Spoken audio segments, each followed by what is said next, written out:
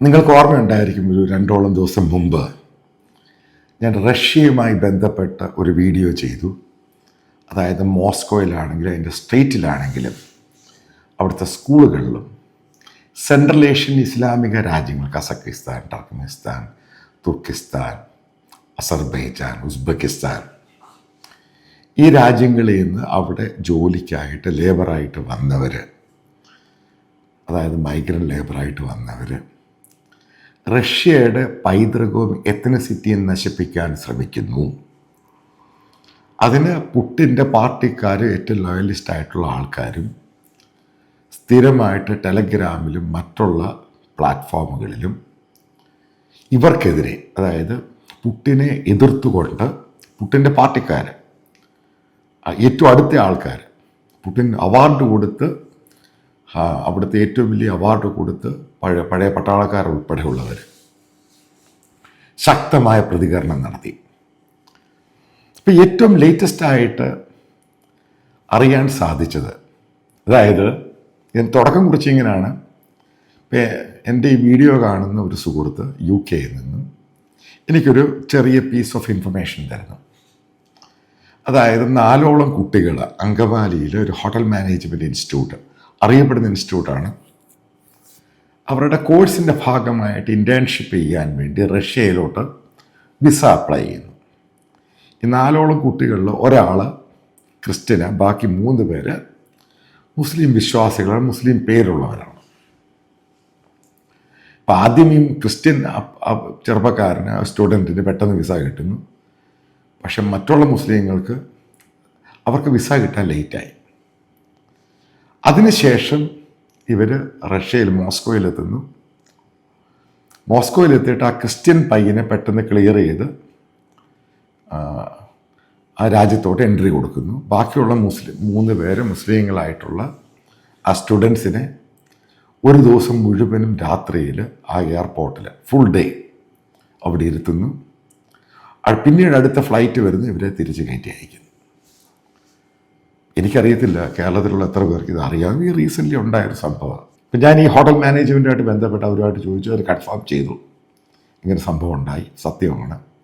അപ്പോൾ അവരുടെ പേര് പറയണ്ട എന്ന് പറഞ്ഞതിൻ്റെ പേരിൽ ആ പേരും ആ കുട്ടികളുടെ പേരും പറയുന്നില്ല. അപ്പം അതിനുശേഷം ഞാൻ റഷ്യൻ എംബസിയിൽ വിളിച്ചു ചോദിച്ചു, എന്തുകൊണ്ടാണ് ഈ 3ഓളം മലയാളികളായ ഈ മുസ്ലിം കുട്ടികളെ നിങ്ങൾ പറഞ്ഞയക്കാനുണ്ടായ കാരണം എന്താ? അപ്പം അവർക്ക് ഡീറ്റെയിൽ ആയിട്ടുള്ള ഇമെയിൽ കൊടുത്തു. ഇമെയിൽ തരാൻ പറഞ്ഞു, ഇമെയിൽ കൊടുത്തു. അത് കഴിഞ്ഞിട്ട് അവരെനിക്ക് റിപ്ലൈ ചെയ്തു. എന്നിട്ട് പറഞ്ഞു, ഒഫീഷ്യലി ഞങ്ങളിത് ഈ കുട്ടികളുടെ പേര് പറയാൻ തയ്യാറാകുന്നില്ല, പക്ഷേ അവരെ തിരിച്ചയച്ചു എന്നുള്ളത് സത്യമാണ്. അവരൊരു ദിവസം അവിടെ എയർപോർട്ടിലുണ്ടായിരുന്നു. അതിൻ്റെ റീസൺ പറയുന്നത്, ആ റീസൺ പറയുമ്പോൾ കേരളത്തിലുള്ള മറ്റുള്ള മുസ്ലിം വിദ്യാർത്ഥികൾ, അവരുടെ പേരൻസും പ്രധാനമായിട്ടും മനസ്സിലാക്കേണ്ട പോയിന്റ്, ഞാൻ പഴയ പറഞ്ഞ പല വീഡിയോകളും അതിൻ്റെ ലിങ്ക് എടുത്ത് നിങ്ങൾക്ക് നോക്കുകയാണെങ്കിൽ ഞാൻ പറഞ്ഞു എന്താണ് ലോകത്ത് നടക്കുന്ന പ്രശ്നം. അതിൽ മുസ്ലിം മതവിഭാഗക്കാരെയും പേരുള്ളവരെയും പല രാജ്യങ്ങളും നിങ്ങളെ റിജക്റ്റ് ചെയ്യുന്ന സമയം ഉണ്ടാകാൻ പോവുകയാണ്. അതുകൊണ്ട് കരുതിയിരിക്കുക. അത് ഇവരുടെ സോഷ്യൽ മീഡിയയിൽ, അതായത് വാട്സപ്പിലും ഫേസ്ബുക്കിലുമൊക്കെ ഇവർ ഹമാസിനൊക്കെ അനുകൂലമായിട്ട് പല സംഭവങ്ങൾ ഇവർ പ്രതികരിച്ചു. ഇതാണ് ഇഷ്യൂ. പിടികിട്ടിയോ? ഇതാണ് ഇഷ്യൂ. അപ്പം ഈ സീനിയറായിട്ടുള്ള ഓഫീസർ എനിക്ക് അയച്ച ആൾ പറഞ്ഞു, ഇത് കോൺഫിഡൻഷ്യൽ മെയിലാണ്, അവർക്കത് അതിൻ്റെ ആ റെസ്ട്രിക്ഷനിലേ തരുന്നുള്ളൂ, അതുകൊണ്ട് ഇത് പബ്ലിഷ് ചെയ്യരുതെന്ന് പറഞ്ഞു. അപ്പം എനിക്ക് വീണ്ടും ഇതിൻ്റെ സംശയം കൂടി. ഇപ്പം ഞാൻ ചോദിച്ചു, എന്തൊക്കെ ആക്ഷനാണ് government of Russia, Russian federation എടുക്കാൻ ഉദ്ദേശിക്കുന്നത്? അപ്പോൾ അവർ പറഞ്ഞത്, കേരളത്തിൽ നിന്ന് പല വിദ്യാർത്ഥികളും, മുസ്ലിങ്ങളായിട്ടുള്ള വിദ്യാർത്ഥികൾ അവിടെ പഠിക്കുന്നവർ, അവിടെ മെഡിസിന് പഠിക്കും, മറ്റുള്ള പല കോഴ്സിനും പഠിക്കുന്നവർക്ക് പലരുടെയും മേലിൽ ഇത് നോട്ടീസ് ചെയ്തിരിക്കുകയാണ്, സ്കാൻ ചെയ്യുന്നുണ്ട് നിങ്ങളെ. കാരണം ഇതൊരു ഭയങ്കര പ്രശ്നമായി മാറി ലോകം മുഴുവൻ.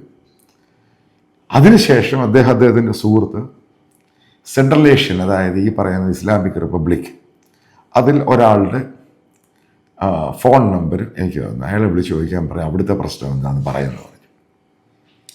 ഉറപ്പായിട്ടും ഞാനിതൊക്കെ വൈഡാക്കി എൻ്റെ അന്വേഷണം. അപ്പോൾ അയാളെ വിളിച്ച് ചോദിച്ചു കഴിഞ്ഞപ്പോൾ കേരളത്തിലുള്ള സുഡാപ്പികളും അതിനെയൊക്കെ പിന്താങ്ങുന്നവരും മുസ്ലിങ്ങളും മനസ്സിലാക്കുക.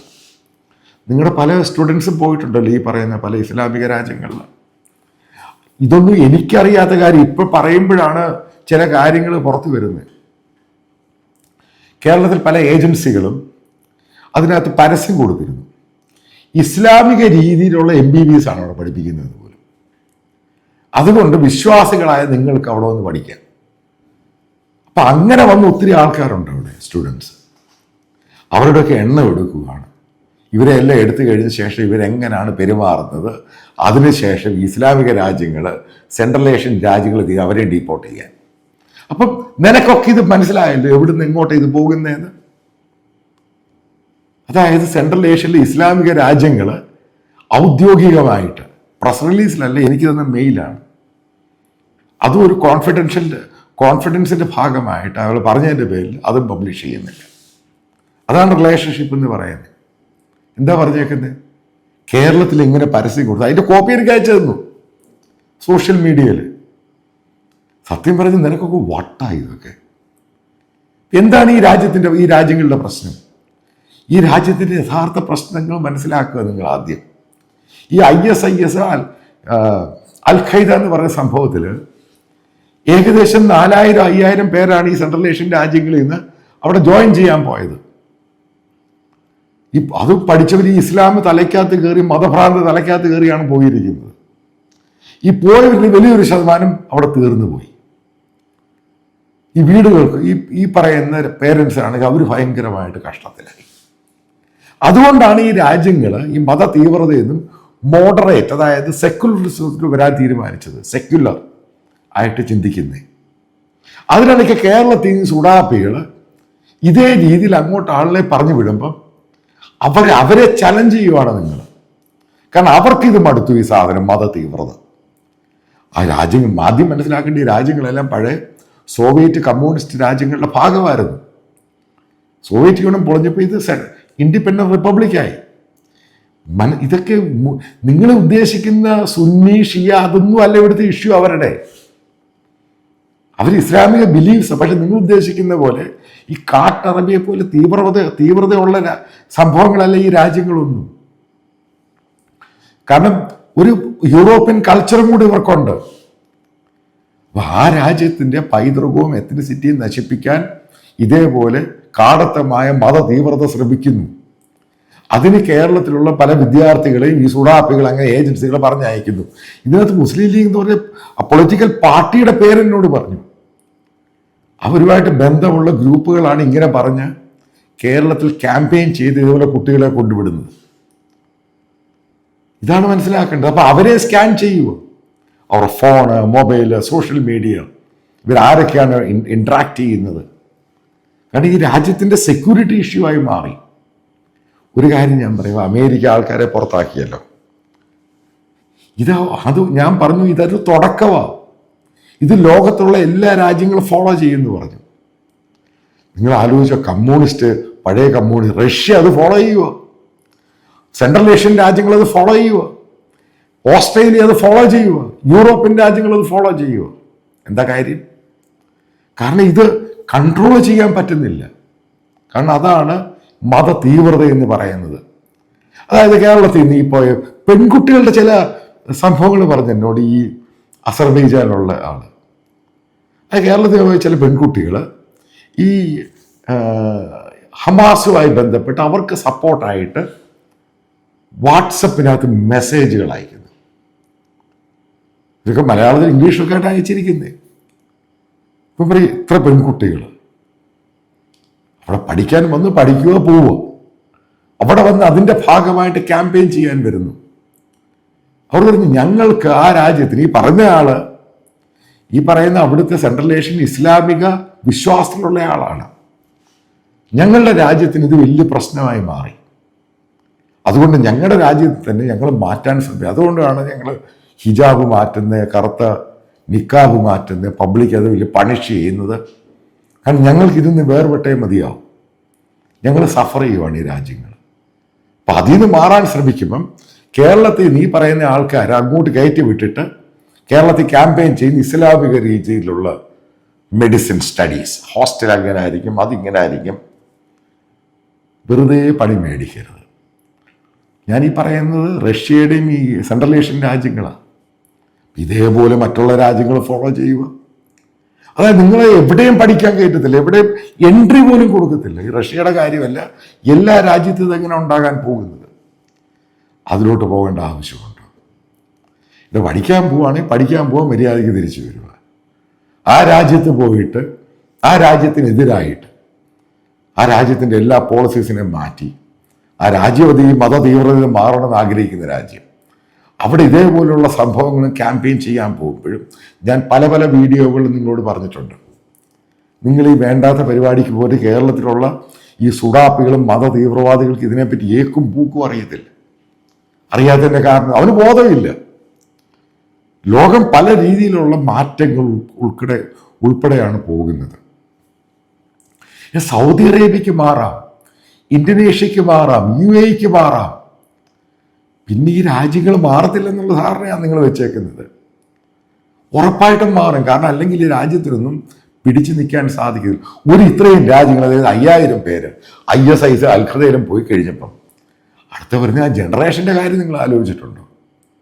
അപ്പം അതിൽ നിന്ന് അവർക്ക് ഡീലിംഗ് ചെയ്യേണ്ടത് കൃത്യമായിട്ട് പറഞ്ഞു. ഞങ്ങൾ we wanted to dealing the Islam. അതാണ് ഞങ്ങളുടെ ഉദ്ദേശം. കാരണം മുന്നോട്ട് പോവുകയാണെങ്കിൽ ഈ രാജ്യങ്ങൾ നിലനിൽക്കത്തില്ല. അതുകൊണ്ട് ജനങ്ങളെ ബോധ്യപ്പെടുത്താനും വേണ്ടിയാണ് മതപരമായ വസ്ത്രങ്ങൾ പോലും ഞങ്ങൾ വേണ്ട എന്ന് വെക്കുന്നത്. അതുകൊണ്ടാണ് സ്കൂളാണെങ്കിലും പബ്ലിക് പ്ലേസിലാണെങ്കിലും അവിടുത്തെ ഗവൺമെൻറ് ഓഫീസുകൾ ഇട്ട് വന്നു പോകരുത്, ഹൈലി പണിഷബിൾ എന്ന് പറയുന്നത്. മനസ്സിലായി? ഞാൻ പറഞ്ഞത് ഡയറക്റ്റ് ഇപ്പം മലയാളിയുടെ തലയിലോട്ട് കയറി. ഇവിടെയാണ് മലയാളികൾ പഠിക്കേണ്ടത്, പ്രത്യേകിച്ച് മുസ്ലിം. നിങ്ങൾ ഉദ്ദേശിക്കുന്നതല്ല, നിങ്ങൾ ഈ കാണുന്ന ചെറിയ കേരളവും ഗൾഫും അല്ല ഈ ലോകം. നിങ്ങളുടെ കുട്ടികളെ വിദേശത്ത് നല്ല യൂണിവേഴ്സിറ്റി വിട്ട് പഠിപ്പിക്കണം എന്നുണ്ടെങ്കിൽ ആദ്യം പറഞ്ഞ് മനസ്സിലാക്കുക. കാരണം ആ രാജ്യമാണ്, ഇസ്ലാമിക രാജ്യമാണ് ഇതൊക്കെ. പക്ഷെ അവർക്ക് വേണ്ട ഇന്ന് ആ ഇസ്ലാമിനെ. ഇതാണ് ആ രാജ്യത്തിൻ്റെ പോളിസി ചേഞ്ചസ് എന്ന് പറയുന്നത്. കാരണം ആ രാജ്യത്തിന് നിലനിന്നേ മതിയാവത്തുള്ളൂ. കാരണം സുഡാപ്പികൾക്ക് ലോകത്തെ മുഴുവൻ നശിപ്പിക്കാനാണ് താല്പര്യം. അതുകൊണ്ട് അവർക്കിതൊന്നും ബോധമൊന്നുമില്ലല്ലോ. ബോധമുള്ള ഒരുത്തിന് സുഡാപ്പിയാകുമോ? സിമ്പിൾ ചോദ്യം. ആകാൻ പറ്റത്തില്ല. കാരണം അത് ഹൈലി അതിഭയങ്കരമായ മതതീവ്രതയാണ് സുഡാപ്പി എന്ന് പറയുന്നത്. ഏതെങ്കിലും സുഡാപ്പി രക്ഷപ്പെട്ട കാര്യം കേട്ടിട്ടുണ്ടോ? കേട്ടിട്ടുണ്ട്. എവിടെയെങ്കിലും പോയി അവസാനം എവിടെയെങ്കിലും വെടികൊണ്ട് ഹൂറികൾ എടുത്ത് പോകും. അതുകൊണ്ട് once again I'm say, ഇത് ഞാൻ നടത്തിയ അന്വേഷണത്തിന്, കാരണം റഷ്യ അവിടുന്ന് അങ്കവാലി ഇഷ്യൂവും തുടങ്ങി ഞാൻ ഈ സെൻട്രൽ ഏഷ്യ മുഴുവനും അന്വേഷിച്ച് കഴിഞ്ഞപ്പോഴാണ് ഇത് അതിതീവ്രമായ ഇഷ്യൂ ആണ്. നിങ്ങളുടെ കുട്ടികളെ പൂർണ്ണമായിട്ടും പറഞ്ഞ് മത തീവ്രതയിൽ നിന്ന് ഡീലിംഗ് ചെയ്ത ശേഷം, ഇസ്ലാമിക തീവ്രവാദത്തിൽ നിന്നും ഡീലിംഗ് ചെയ്ത ശേഷം മാത്രമേ അവിടെ പഠിക്കാൻ വിടാവൂ. സോഷ്യൽ മീഡിയയിൽ എന്തെങ്കിലും ചെറുതായിട്ട് പറയുന്നത് പോലും അവർ സ്കാൻ ചെയ്യുന്നുണ്ട്. ഇതെല്ലാം കൊണ്ടുണ്ടാകുന്ന അനന്തരഫലം എന്ന് പറയുന്നത് കേരളത്തിൽ ഇസ്ലാം വിശ്വാസികളുടെ മക്കൾക്ക് ലോകത്തെവിടെയും പോകാൻ പറ്റാത്ത സ്ഥിതിയിലോട്ടാണ് ഇനിയും വരാനുള്ള നാളുകൾ. ഒരു പ്രത്യേക അറിയിപ്പുണ്ട്. നിങ്ങൾക്കറിയാം, ഏകദേശം 2-3 ആഴ്ചയായിട്ട് ഞാൻ നിങ്ങളോട് റിക്വസ്റ്റ് ചെയ്തിരുന്നു. അതായത് എക്സ്പാൻഷൻ പരിപാടിയുണ്ട്, അത് നിങ്ങളുടെ കോൺട്രിബ്യൂഷൻ ആവശ്യമാണ്. നിങ്ങൾക്കറിയാവുന്ന വസ്തുതയാണ്, ആൾക്കാർ ചെറുതും വലുതുമായിട്ടുള്ള അവര് വലിയ രീതിയിലാണ്, ഞാൻ എക്സ്പെക്ട് ചെയ്തതിനേക്കാളും വളരെയധികം ആണ് അതിൻ്റെ റെസ്പോൺസ് എന്ന് പറയുന്നത്. അപ്പം ഞാൻ നിങ്ങളോട് വാക്ക് പാലിച്ചതിൻ്റെ പേരിൽ നിങ്ങൾക്കറിയാം, ഞാൻ നേരത്തെ തമിഴ് സ്റ്റാർട്ട് ചെയ്തു, ഇംഗ്ലീഷും സ്റ്റാർട്ട് ചെയ്തു പാർഷ്യലി. ഏകദേശം 8ഓളം പേരെ ട്രെയിനിങ് നടത്തിക്കൊണ്ടിരിക്കുകയാണ്. ഏകദേശം ഒരാഴ്ച കഴിയുമ്പോൾ അത് ഫുൾ ഫ്ലഡ്ജ് ആയിട്ട് ഇംഗ്ലീഷും സ്റ്റാർട്ട് ചെയ്യും. അതിനകത്ത് വേറെ ന്യൂസ് ആങ്കേഴ്സും ന്യൂസ് പ്രസന്റേഴ്സും ഒക്കെ ഉണ്ടാകും. ഇനി മലയാളത്തിലും ഉണ്ടാകും. അതിൻ്റെ ട്രെയിനിങ്ങിന് ആളെ എടുക്കണം. പിന്നെ ഹിന്ദി അടുത്ത മാസത്തോടുകൂടി ഹിന്ദി സ്റ്റാർട്ട് ചെയ്യും. അതേപോലെ തന്നെ ബംഗാളി, കാരണം ഞാൻ കേരളത്തിനേക്കാളും കുറച്ച് പോപ്പുലർ ബംഗാളിലായി നാരദ ശാരദ സ്കാമുമായിട്ട് ബന്ധപ്പെട്ട് ബംഗാളിൽ സ്റ്റാർട്ട് ചെയ്യും.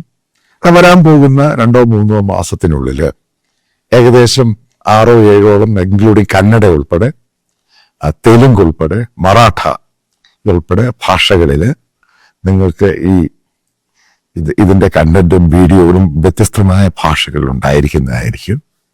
സഹകരിച്ച എല്ലാവർക്കും വീണ്ടും വീണ്ടും നന്ദി പറയുവാൻ വാക്കുകളില്ല. ഇതിന്റെ താഴെ എവിടെയാണ് കോൺട്രിബ്യൂട്ട് ചെയ്യുന്ന ഡീറ്റെയിൽസ് ഉണ്ട്. വീണ്ടും നന്ദി പ്രകാശിപ്പിക്കുന്നു.